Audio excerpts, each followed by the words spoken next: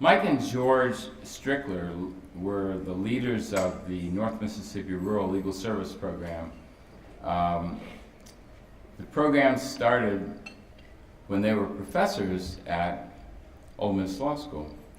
George left the program and I became the deputy director from 1968 to 1970. From its inception, the program had all the attributes of the very best legal service programs in the country, attributes of which all Mississippians could be proud. In addition to the normal litigation on behalf of persons with limited income, the program undertook impact litigation from the very beginning. A good example would be John Maxey, who grew up in, I believe, Potomac, and sued the Marshall County schools to desegregate those schools in 1968. Over the time, the civil rights caseload increased to the point that at one point, the program had this is an amazing statistic. The program, little old North Mississippi Rural Legal Service, had more school districts under deseg order than any other legal shop in the country, with the exception of the Department of Justice and the NAACP Legal Defense Fund. Recognizing Mike Trister.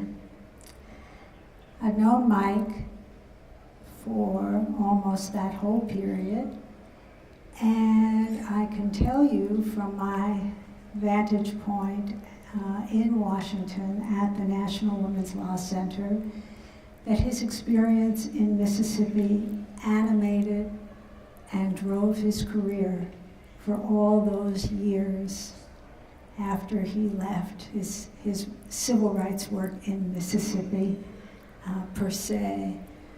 But the contacts, the friendships, the lessons, the principles he carried forward. And he established an extraordinary career, which Kent alluded to, representing nonprofit organizations, unions, advocacy organizations, based in Washington, but all over the country. And he brought his amazing personal qualities and skills to that job. His brilliance, his strategic sense, his commitment, his understanding to his core of what it meant to be a nonprofit advocate and what it meant to have a mission.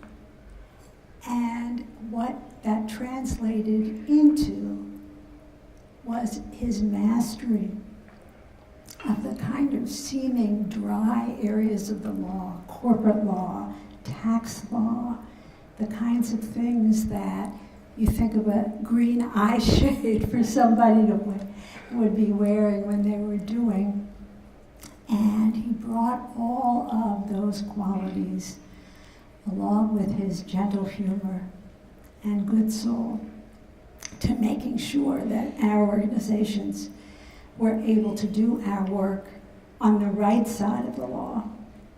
But at the same time, and this is what made him so special and so unique for so many organizations like the Mississippi Center and the National Women's Law Center as a client, that he would use his smarts and his strategic sense to figure out how to get to yes, how to enable us to be effective advocates on the right side of the law.